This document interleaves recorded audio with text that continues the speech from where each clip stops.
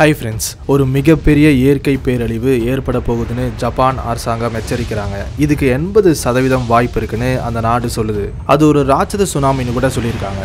பூகம்பம் அப்படி இல்லைன்னா எரிமலை வெடிப்பால கடல்ல ஏற்படுற மோசமான பேரழிவின் பெயர் தான் சுனாமி. அதாவது இந்த சுனாமி வெறும் ஜப்பான் நாட்டை மட்டும் பாதிக்காது. பக்கத்தில் இருக்கிற கிட்டத்தட்ட 17 நாடுகள் இந்த ராட்சத சுனாமியின் ருத்ர தாண்டவத்தை சந்திக்க போகுதுன்னு விஞ்ஞானிகள் எச்சரிக்கிறாங்க. ஆனா சுனாமியின் மைய இடமான ஜப்பான் மட்டும் நாம கனவுல கூட கற்பனை செய்ய முடியாத அளவுக்கு ஒரு மோசமான பேரழிவை சந்திக்க போகுது. உண்மையா சொல்லப்போனா இந்த மாதிரியான ஆபத்தான சுனாமிகள் ஜப்பானுக்கு ஒன்றும் புதுசு இல்லை. விஞ்ஞானிகளின் புள்ளி விவரங்கள் என்ன சொல்லுதுன்னா, இந்த மாதிரியான ராட்சத சுனாமி 100 to 150 வருஷங்களுக்கு ஒரு முறை தான் ஏற்படும்னு.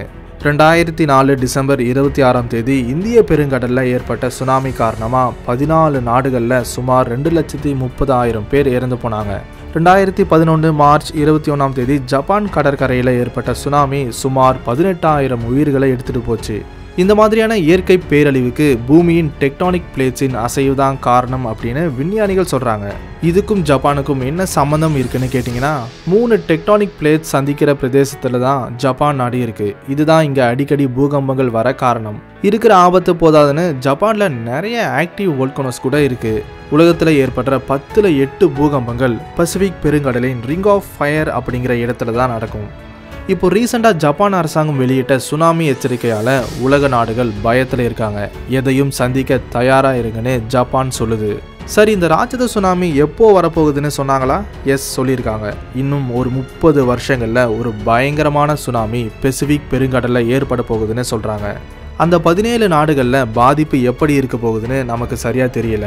ஆனால் ஒரு ஜப்பான் தேசத்தில் மட்டும் சுமார் 3 லட்சம் பேரின் உயிரை இந்த சுனாமி எடுக்க போகுதுன்னு சொல்லப்படுது. கிட்டத்தட்ட 20 லட்சம் குடியிருப்புகள் இந்த சுனாமியால் அழிய போகுது. 10 லட்சம் பேர் நேரடியாக பாதிக்கப்பட போகிறாங்கன்னு எச்சரிக்கிறாங்க. இதனால அதிகமான விவசாய நிலங்கள் பாதிக்கப்படும். இது உணவு பற்றாக்குறைக்கு வழிவகுக்கும். Taiwan, south Korea, China, US, Philippines, Indonesia இந்த மாதிரியான 17 நாடுகளுக்கு சுனாமி எச்சரிக்கையை தந்திருக்காங்க ஜப்பான் அரசாங்கம்.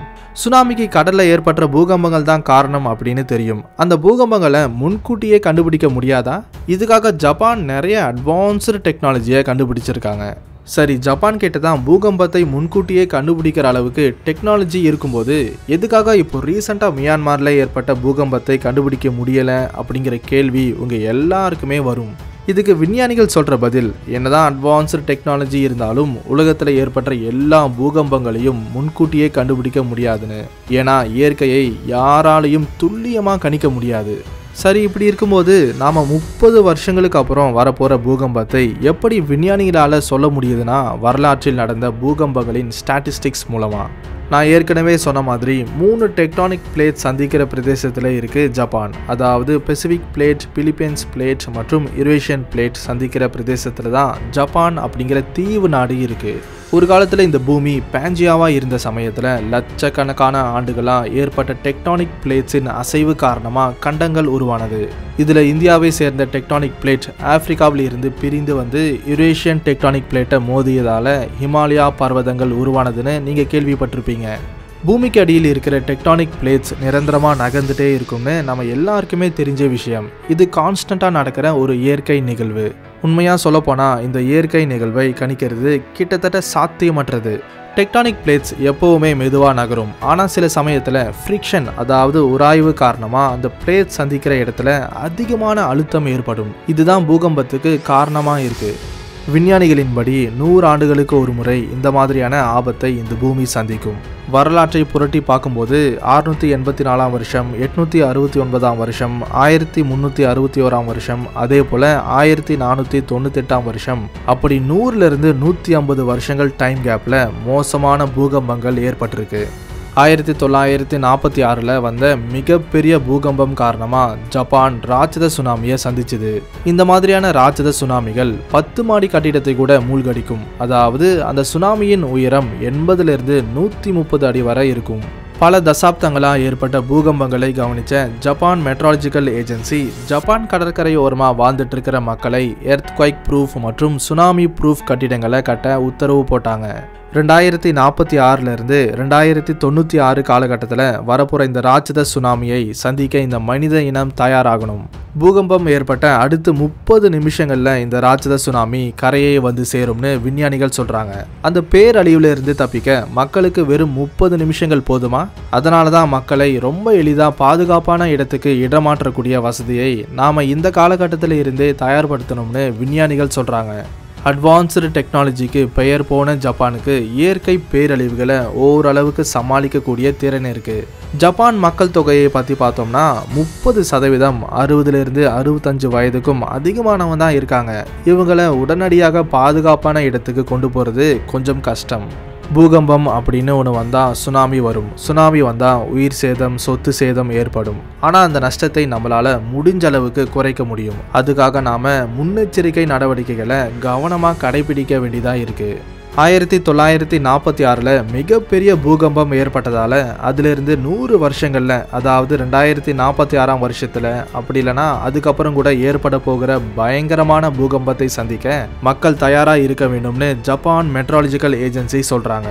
அது மட்டும் இல்லாமல் அவங்களோட கணிப்பு என்ன சொல்லுதுன்னா, அந்த பூகம்பத்தின் மைய இடம் நான்கை பிரதேசமாக இருக்கலாம்னு. ஜப்பான் அரசாங்கம் இந்த பேராபத்தை சந்திக்க அவங்க நாட்டு மக்களை தயார்படுத்துது. அதுக்கு தேவையான பாதுகாப்பு நடவடிக்கைகளை இப்போத்திலிருந்தே செய்ய ஆரம்பிச்சிருக்காங்க. அந்த நாட்டு மக்கள் அரசாங்கம் சொல்றத அப்படியே செய்யறதால அரசாங்கத்துக்கு பாதுகாப்பு வேலைகள் சுலபமாக இருக்கும். நாம கூட அரசாங்கம் சொல்றத அப்படியே செய்யும்போது அவங்களால அந்த குறிப்பிட்ட விஷயத்தை ரொம்ப எளிதாக செயல்படுத்த முடியும். இது அந்த நாட்டின் வளர்ச்சிக்கு வழிவகுக்கும். 2004 வருஷத்தில் இந்திய பெருங்கடலில் ஏற்பட்ட ராட்சத சுனாமியால் தமிழ்நாடு மற்றும் இந்தோனேஷியாவில் மோசமான பாதிப்புகள் ஏற்பட்டுச்சுன்னு நமக்கு தெரிஞ்ச ஒரு விஷயம். அதே போல் 2001 ஜனவரி 26 குஜராத்தில் ஏற்பட்ட 7.6 ரிக்டர் அளவிலான பூகம்பம் சுமார் 20,000 உயிர்களை எடுத்தது. ஆயிரக்கணக்கான பேர் கடுமையாக பாதிக்கப்பட்டாங்க. கிட்டத்தட்ட 20 கிராமங்கள் இந்த பாதிப்பை சந்திச்சுது. இதுதான் இந்திய வரலாற்றில் நடந்த ஒரு மோசமான பூகம்பம். 2024 வருஷத்தில் இந்தியாவில் ஒரே சமயத்தில் ஒரு பகுதியில் கடுமையான வெயில், இன்னொரு பகுதியில் மோசமான வெள்ளம் ஏற்பட்டதை நாம் மறக்க முடியுமா என்ன?